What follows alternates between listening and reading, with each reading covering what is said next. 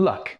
Maybe we're born with it. Maybe it's Maybelline, or maybe it's a skill. I'd rather be lucky than good is a popular phrase, and I think it's pretty funny. I've definitely used it a few times, but the more that I thought about it, I think it's kind of redundant. It's usually attributed to a Yankees pitcher from the 30s named Lefty Gomez, but even when he said it, he was saying it to be humble, and I don't think he really believed it either. But what is luck? Sometimes we see it as good things happening to us, or great things coming our way, or just good fortune overall. If you look up the definition of luck, there's like 9 different definitions. So if you want to take the passive fatalistic definition of luck and say that it's just when something good happens to us that's completely out of our control, it either happens or it doesn't, then I can't help you, and I wish you luck. But the definition that I prefer is much more active. It's usually attributed to Seneca, or Seneca, I don't know, I wasn't there. And that's that luck is what happens when preparation meets opportunity. I like it because it's kind of a catch-all for all the different definitions of luck that we normally have. For example, let's go back to our friend Lefty, the guy that would rather be lucky than good. Let's say his goal is to become the best pitcher in the major leagues. He practices every single day for 10 years straight. He is the best baseball player in the world. But for some reason, he never has an opportunity to join the major leagues. Will he reach his goal?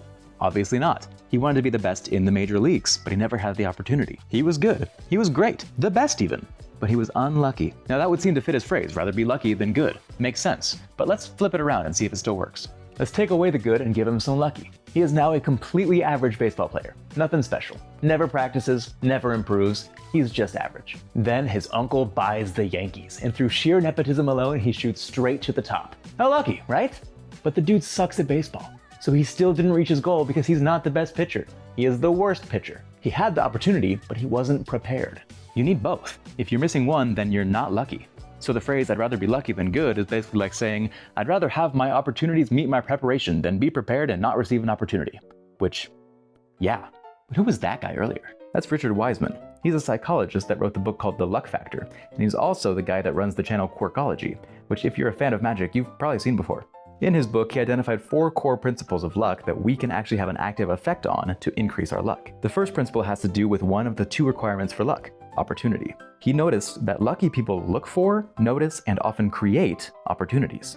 Back when I was in college, a friend's mom tagged me in a Facebook post about a local theater that was doing auditions. It sounded really fun, and I've been to the theater before, so I knew that it was really cool. But I didn't think I'd get in, so I almost let the opportunity pass. But I decided, you know what, I have nothing to lose, I might as well audition. So I auditioned, thought nothing of it, got a call back. What? Took that opportunity too, but everyone else was so talented, I knew for a fact I was not getting in. So I made other plans. I interviewed at other jobs, I got a job offer, I knew what my summer was gonna look like, and it was not at that theater. And then I got a call from them.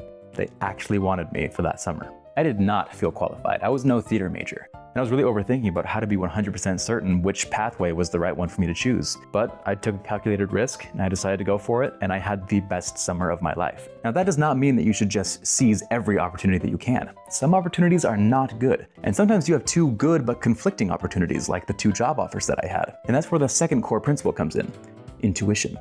Just because your friend that you haven't talked to since high school reaches out to you and says you can make over 100 grand selling pest control door to door, doesn't mean you should cancel all your plans and move to Texas, John. You have to be smart and know yourself, but also don't just bar off opportunities just because you aren't 100% sure about it. You study it out in your heart and your mind, and if it feels good, go for it and try to make the best out of it. Now, admittedly, following your gut is something that is easier for some people than for others, but don't make the mistake of thinking that it's not something that you can train and get better at. Some of the biggest roadblocks to following your gut is self-doubt, anxiety, depression, all of which are very real and very difficult challenges to overcome. And the third core principle does help with all of them, but those challenges do make it harder to have that third principle, which is optimism. When we're optimistic, we tend to not just have high hopes for the future, but high expectations as well. Those high expectations help us to feel relaxed and even excited when opportunities come along, because we're almost thinking, oh, okay, maybe this could be the path that will help me get to my goal. Then we have an easier time following our gut, which tells us whether or not to go for it. Pessimism, on the other hand, can throw a wrench into our luck, even when we have that opportunity and our intuition tells us to go for it. Because that self-doubt comes in and we start thinking, you know, it probably wouldn't work out anyway. It's that same feeling that keeps you from texting back that really cute girl who might be interested in you and you're definitely interested in her. But since you already think it won't work out, it's much easier to think, I might as well not try. And every time we think that, another opportunity passes. But let's say that you take every opportunity that comes your way. You are that yes man from that movie, Yes Man. Not every opportunity goes the way that we think it will. Sometimes we do have bad luck that's just out of our control. And that's where the fourth core principle comes in: resilience. Being resilient in the face of bad luck enables us to still be ready for better opportunities and remain optimistic. One of my favorite examples of resilience, specifically in the context of luck, comes from an old Taoist parable about an old farmer. The story goes that there's an old farmer whose horse runs away. All his friends gather around and say, "Wow, that is really bad luck," and he just responds, "We'll see." The next day, the horse comes back with 6 wild horses. All his friends gather around again and say, "Wow, what good luck," and he says, "We'll see." The next day, his son climbs up on one of the horses and tries to tame it. It doesn't go well, the horse bucks him off and he ends up breaking his leg.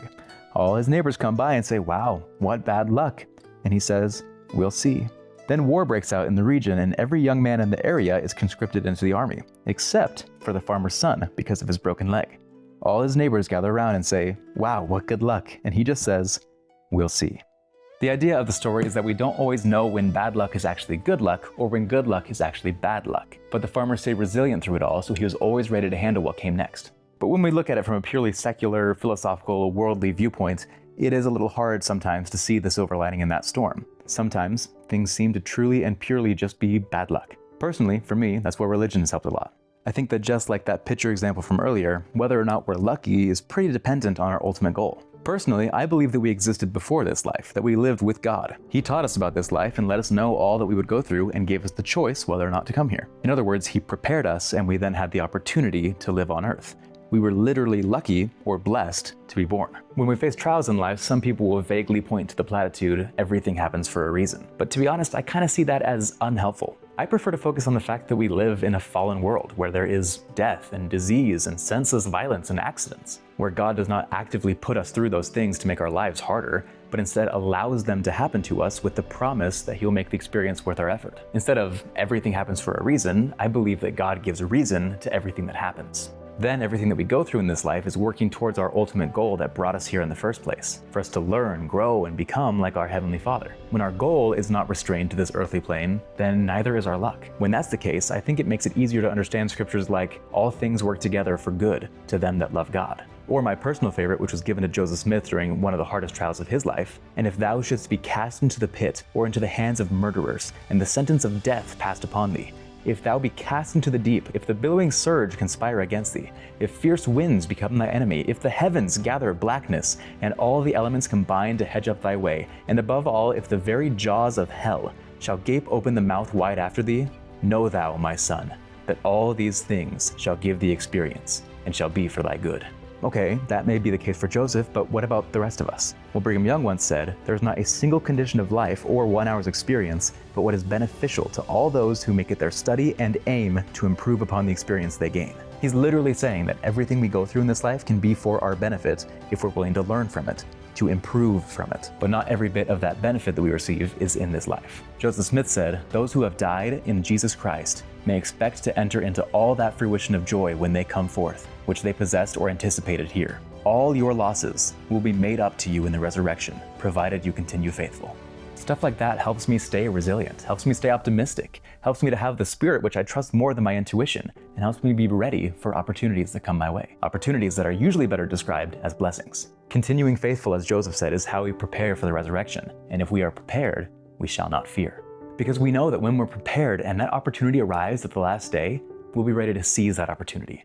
And we will be the luckiest we have ever been. Thanks for watching.